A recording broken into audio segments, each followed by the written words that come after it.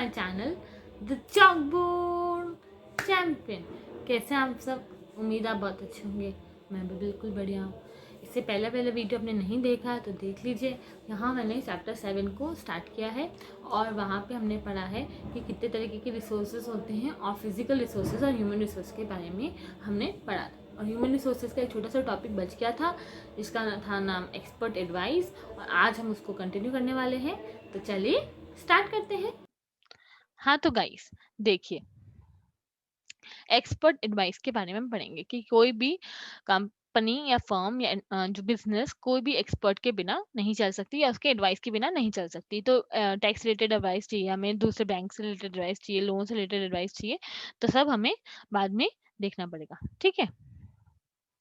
तो सबसे पहले सक्सेसफुल जो कंपनीज होती है उनको पता है कि जो भी एंटरप्रेन्योर होता है, जो भी ओनर होता है, वो सब में स्पेशलाइज नहीं कर सकता। या तो उसका दिमाग प्रोडक्शन में चलेगा, या डिस्ट्रीब्यूशन में चलेगा, या मार्केटिंग में चलेगा, या लीगल में चलेगा।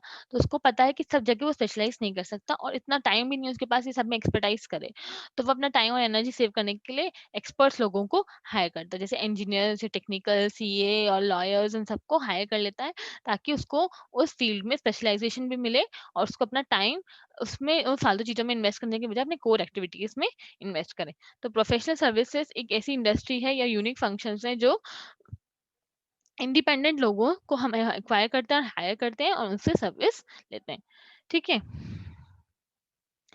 तो जो प्रोफेशनल एक्सपर्टाइज वाली सर्विस है, हमें एंटरप्रेन्योर को क्या हेल्प करेगी कि एक अच्छी कॉस्ट एफिशिएंसी बन जाए, हमारे वेस्टेजेस रिड्यूस हो जाएंगे, हमारी टाइम कॉस्ट एनर्जी बच जाएगा, कोर एरियाज में हम फोकस कर सकते हैं उनकी, क्योंकि वो लोग उस फील्ड में एक्सपर्ट होंगे, उनको हायर एफिशिएंसी होगी, रिस्क के चांसेस कम होंगे, फेलियर के चांसेस कम होंगे।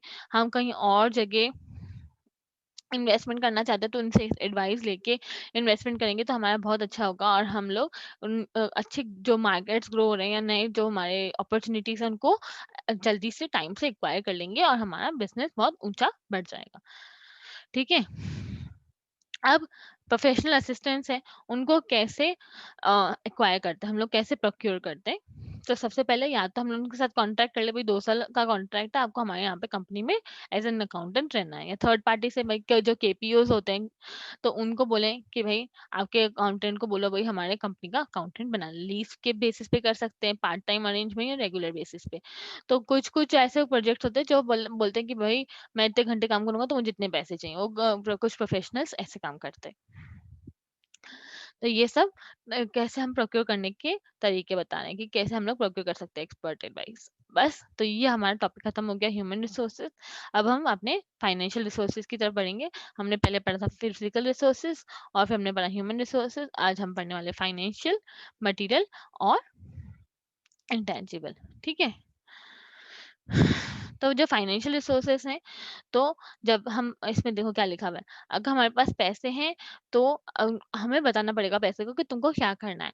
अगर हम पैसे को नहीं बताएंगे कि तुमको क्या करना है, हम उसको आइडल छोड़ देंगे तो वो हमें छोड़ के चला जाएगा। ठीक है। तो अब फाइनेंस क्यों चाहिए होता है हमें? फाइनेंस इसलिए चाहिए होता है ताकि हम human, machinery, materials, land, labour, capital सब जो हमने उसको एक्वायर करें और हमारी ड्रीम को रियलिटी में कन्वर्ट करें, उसको इम्प्लीमेंट करके। फाइनेंस नहीं होगा, पैसे नहीं होंगे, तो आप कैसे उसको अपने बिजनेस को चला सकते हैं। तो फाइनेंस का जो है ना, हमें कम होनी चाहिए कोई फाइनेंस, ना हमारे पास ज़्यादा होनी चाहिए और ना ही हमें इतना हायर रेट ऑफ इंटरेस्ट पे उसको एक्वायर करना है ताकि हमारा बिजनेस इतना हायर इंटरेस्ट पे एक्वायर नहीं करना है कि हमारा बिजनेस ही डूब जाए, कि मतलब जितना मैं कमा नहीं रहा हूँ उतने पे ब्याज पे ही भर रहा हूँ, ब्याज पे ही पैसे दे रहा हूँ। तो ये सब नहीं करना चाहिए। तो फाइनेंस जो है उसको राइट अमाउंट का राइट टाइम पे हमें चाहिए होता है ताकि ना ज़्यादा हो ना कम हो और ना ही ज़्यादा रेट ऑफ इंटरेस्ट पे हो। अब फाइनेंस के 2 तरीके सीखेंगे कि अगर टर्म के हिसाब से मतलब टाइम के हिसाब से कितना फाइनेंस चाहिए और कितने टाइप्स सोर्सेज कहाँ से आते हैं फाइनेंस के। पहले टर्म ऑफ फाइनेंस, फिर सोर्स का फाइनेंस। टर्म 3 टर्म के होते हैं, लॉन्ग टर्म, मीडियम टर्म और short term. Long term finance क्या होता है? जो 5 साल से ज़्यादा हमें फाइनेंस की ज़रूरत होती है, हमें फिक्स एसेट एक्वायर करने या लॉन्ग टर्म प्रोजेक्ट्स पूरे करने हैं, तो उसके लिए जो फाइनेंस चाहिए होता है वो लॉन्ग टर्म होता है। मीडियम टर्म 1 से 5 साल के लिए जो हमें चाहिए, जैसे हमें कोई मशीनरी खरीदनी है, छोटी-सी हमारी टेक्नोलॉजी में चेंज आ गया, हमारी टेक्नोलॉजी अपडेट हो गई तो हमें थोड़ा-सा पार्ट चेंज करना है, तो उसके लिए हमें फाइनेंस चाहिए होगा, अब रिपेयर के लिए वो। और शॉर्ट टर्म जो हमें वर्किंग कैपिटल कौन सा होता है कि मतलब डे टू डे एक्टिविटीज के लिए हमें जो फाइनेंस चाहिए होता है ना, कि कभी एसी टूट गई, कभी हमारी मशीन ब्रेक डाउन हो गया, या कभी ऑफिस में फर्नीचर कुछ खराब हो गया, तो उस सब के लिए जो हमें डेली मेंटेनेंस के लिए जो फाइनेंस चाहिए होता है ना, वो 1 साल से कम के लिए वो होता है शॉर्ट टर्म फाइनेंस। तो 3 तरीके के फाइनेंस हमें चाहिए होते हैं। अब सोर्सेस ऑफ फाइनेंस कि कहाँ से आते हैं फाइनल पैसे, कहाँ से आएँगे? एक तो ओनर्स फंड, मतलब जिसने कंपनी स्टार्ट करी है उसका फंड, दूसरा हम पैसे उधार से जो लेके आए। अब हम जो कंपनी स्टार्ट करी है तो उसके फंड में क्या-क्या इंक्लूड होता है? इक्विटी शेयर्स, प्रेफरेंस शेयर्स और मार्जिन कैपिटल। अगर आपने को ये नहीं पता है तो आपने 11th में कुछ नहीं पढ़ा है, ठीक है? इक्विटी शेयर्स वो क्या होते हैं? वो शेयर्स जो एज़ अ कैपिटल कोई भी ओनर अपने बिज़नेस में इन्वेस्ट करता है।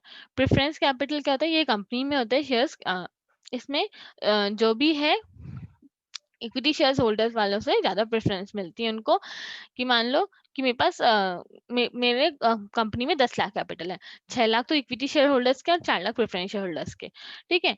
तो 6 लाख जो है, 6 लाख में से मैंने और मेरे घर वालों ने इन्वेस्ट करा है, और 4 लाख मैंने बाहर बाहरले लोगों से, मतलब अपने रिश्तेदारों से, घर वाले मतलब क्लोज़ और रिलेटिव्स, मतलब दूसरे जो हमने उससे लिया है, ठीक है? तो जब डिविडेंड होता है, कि डिविडेंड देने का टाइम होता है, डिविडेंड मतलब मैं अपने प्रॉफिट का हिस्सा कुछ दे बाँटती हूँ शेयर होल्डर्स को। तो इक्विटी शेयर्स जो है उनको मैं हाँ, मेरे पास जो प्रॉफिट हुआ है वो कुल इतने का हुआ है, सिर्फ मेरे पास प्रॉफिट हुआ है कुल 3 लाख का, ठीक है? और मुझे डिविडेंड कितना देना है?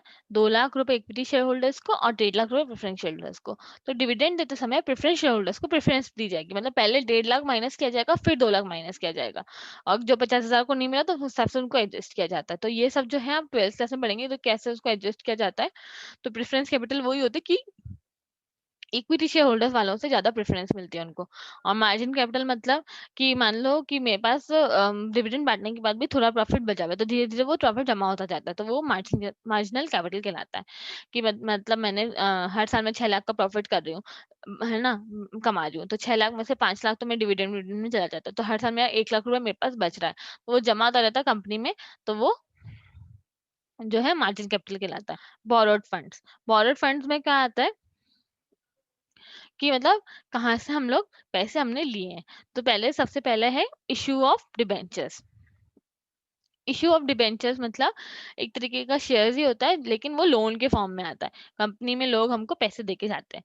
लोन फ्रॉम फाइनेंशियल इंस्टीट्यूशन, मतलब बैंक से या किसी और जगह से हम लोगों ने लोन लिया हुआ है। लोन फ्रॉम बैंक अलग है, फाइनेंशियल इंस्टीट्यूशंस जो होते हैं वो अलग होते हैं, ठीक है? और प्राइवेट लेंडर्स तो पता ही है आपको कि मैं हमने कोई अपने रिश्तेदार या अपने जान पहचान वालों से, मिलने वालों से पैसे ले लिए, तो वो होते हैं प्राइवेट लेंडर्स। तो हम लोग ओनर्स फंड और बोरोड फंड को 2-3 तरीके से डिवाइड कर सकते हैं। ओनर फंड में 3 चीज़ें आती है, इक्विटी, प्रेफरेंस और मार्जिनल कैपिटल, जिसको हम रिटेन्ड अर्निंग्स भी कहते हैं। और बोरोड फंड मतलब डिबेंचर्स इश्यू किया, फाइनेंशियल इंस्टीट्यूशन से लोन लिया, बैंक से लिया या प्राइवेट लेंडर से लिया, ठीक है? अब ये एक और चीज़ है कि सर्टेन गवर्नमेंट स्कीम्स और दूसरे फाइनेंशियल इंस्टीट्यूशंस के अलावा जो भी हम लोन लेंगे, तो हमें कुछ चीज़ें गिरवी पे रखनी पड़ती है, जिसको बोलते हैं कोलेटरल सिक्योरिटी। कोलेटरल सिक्योरिटी मतलब गिरवी पे चीज़ रखना। अगर मुझे 50 लाख रुपए चाहिए, तो मुझे अपनी बिल्डिंग, मुझे एसेट, मुझे गहने, मशीनरी कुछ भी हमें गिरवी पे बैंक को देना पड़ेगा या फाइनेंशियल इंस्टीट्यूशन को देना पड़ेगा। तो 2 तरीके के लोन होते हैं, सिक्योर्ड और अनसिक्योर्ड लोन। सिक्योर्ड लोन मतलब जिसमें हमें गिरवी चीज़ें रखनी पड़ रही है, और अनसिक्योर्ड मतलब जिसमें कोई गिरवी नहीं रखना पड़ रहा है हमें, ठीक है? अब ये जो वीडियो हमें देखना है कि फाइनेंस क्यों ज़रूरत है, बहुत अच्छा वीडियो है। इसमें वो कुछ बोलेगा नहीं, बस पीछे से ऐसे म्यूज़िक बज रहा है, पर उसको ध्यान से देखते जाइएगा कि क्यों किसी भी बिज़नेस के लिए फाइनेंस बहुत ज़रूरी होता है।